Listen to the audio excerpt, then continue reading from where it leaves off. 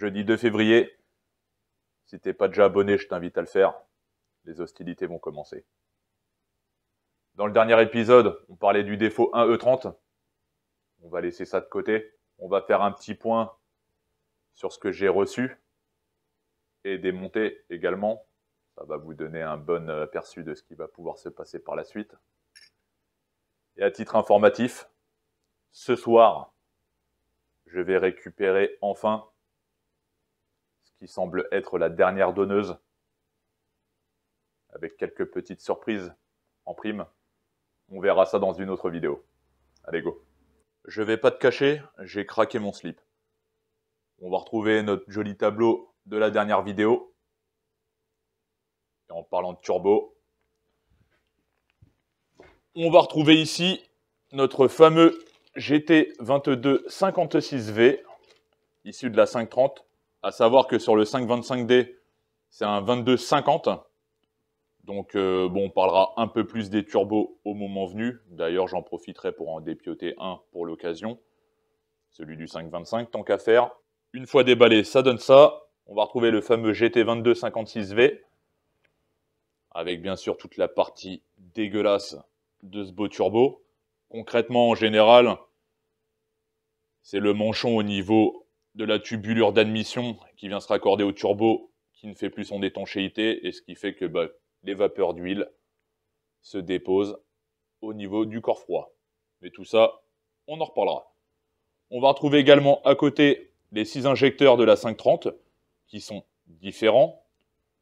Donc à ça, je pense que dans un premier temps, montage turbo, tel quel. On verra ce que ça dit avec la carte d'origine. Par contre, malheureusement, je ne suis pas équipé pour dire au DDE le changement d'injecteur. Donc, je les démonterai et remonterai directement à Motortech au moment venu. Il faut que je me synchronise avec eux, tout simplement. Mes Caron, on en reparlera bien assez tôt comme ça. On va retrouver également mon mannequin. Voilà, de la dernière vidéo. Et du coup, on va retrouver la pièce finale. Je me suis pas trop mal démerdé pour le gabarit. En gros, kit d'admission dynamique BMC OTA pour l'encombrement, tout simplement, ovale. Donc ça aussi, on en reparlera. Par contre là, à chaud, leur bois, ça a l'air d'être de la merde. Et en plus, carrément trop court.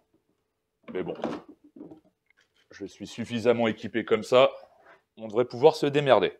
À ça, comme vous pouvez le voir, le DDE et le faisceau complet de la 530D.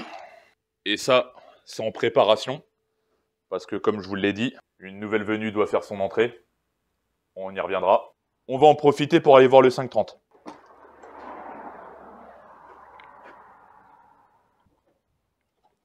Alors, le 530. Ça dit qu'il y a pas mal de choses qui sont fait la malle, comme le turbo que vous avez vu, les pré-kata qu'on verra également un peu plus tard, tout le faisceau complet moteur, donc il ne reste plus grand chose dans la boîte.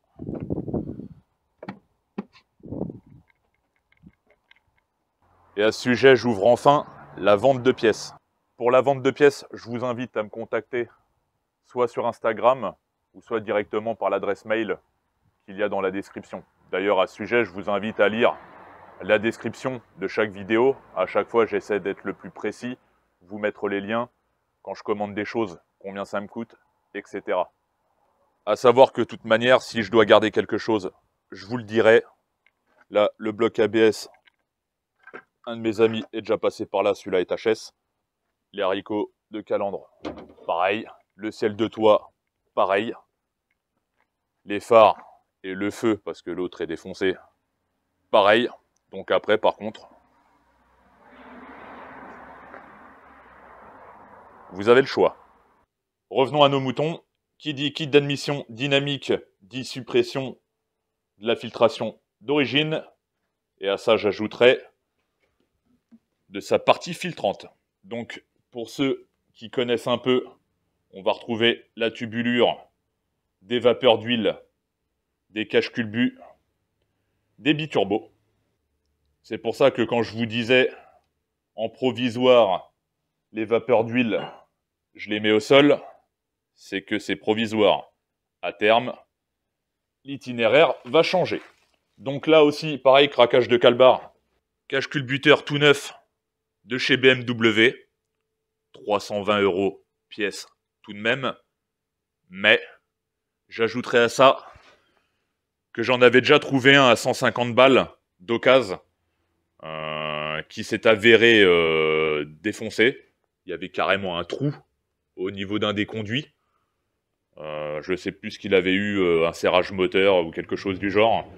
Quoi qu'il en soit, une galère à trouver sur le Bon Coin ou autre. Donc pas le choix. Mais dans ma tête, je leur avais donné que la référence du Carter lui-même. Et du coup, je pensais recevoir que cette pièce-là. Bon, pour 320 €. Mais à ça, bah regardez, toute la visserie complète.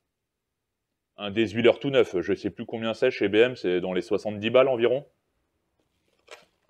Les joints, également, fournis avec. En gros, pour 320 balles, j'ai un cache-culbut flambant neuf, tout équipé, prêt à monter. Et franchement, je suis super content. Donc notre fameuse partie filtre à air qu'il y avait sur le latéral avec son débitmètre d'air va dégager. À ça, kit d'admission dynamique, turbo GT22 56 au lieu de 50, des injecteurs plus gros, je suppose. Et vous me direz, il manque peut-être quelque chose dans l'histoire.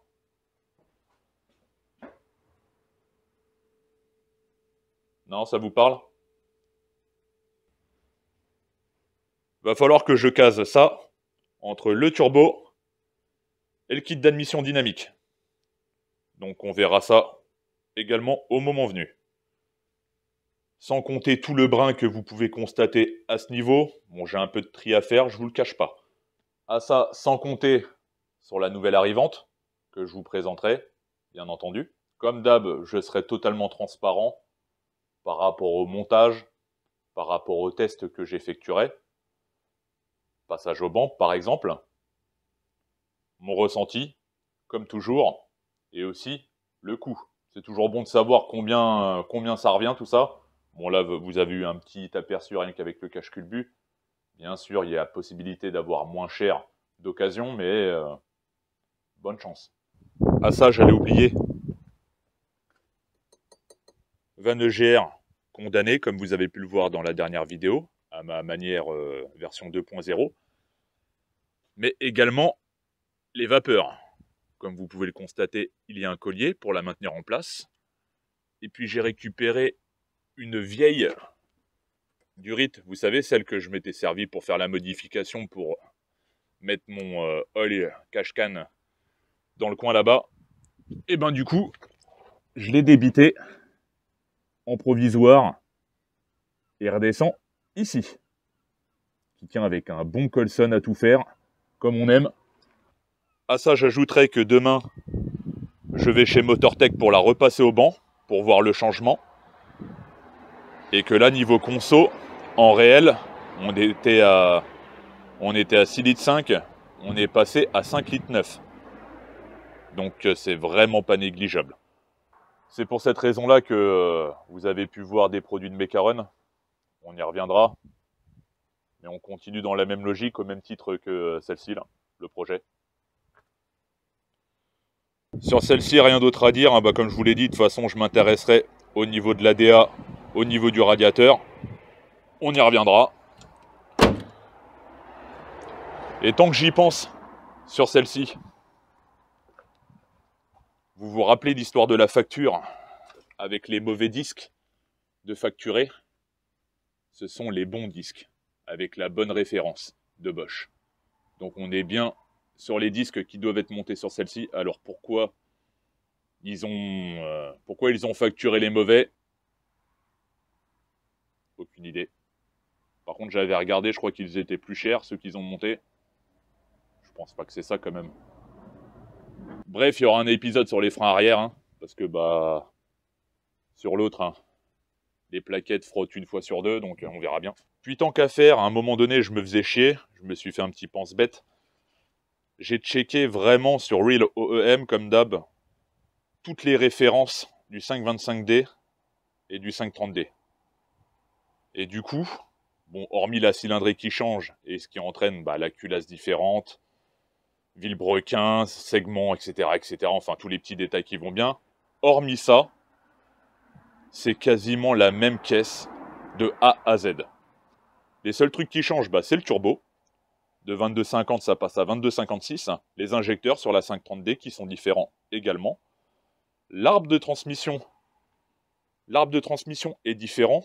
Pour quelle raison? Le pont est différent. Même s'ils ont le même ratio, l'arbre de transmission de la 525D fait 1690 mm contre 1669 pour le 530D. Donc c'est quand même une différence non négligeable. Alors pourquoi le pont est différent? Aucune idée. On approfondira les recherches au fur et à mesure. Mais bon, c'est quand même intéressant de savoir que l'arbre de transmission ainsi que le pont est différent sur les 530 par rapport à les 525D. Et également, les supports de roue arrière avec les bras de guidage. Sinon, hormis ça, que ça va de la poulie d'ampère, que ça va même les références de chaîne, etc., etc., tout est exactement pareil de A à Z. Donc on joue vraiment sur des petites subtilités qui, je pense, ont leur importance, parce que bon, on est sur la sortie de boîte et la transmission arrière, donc on verra ça au moment venu. Écoutez, pour finir cette vidéo, je vais me marquer sur le tableau tout de même à l'OBD. On avait 6 litres entièrement d'origine pour un réel de 6 litres 5 à la pompe en OEMX avec le stage inconnu. Et du coup, avec le GR et les vapeurs hors du circuit, on est tombé à 5 litres 3 à l'OBD pour un réel de 5 litres 9.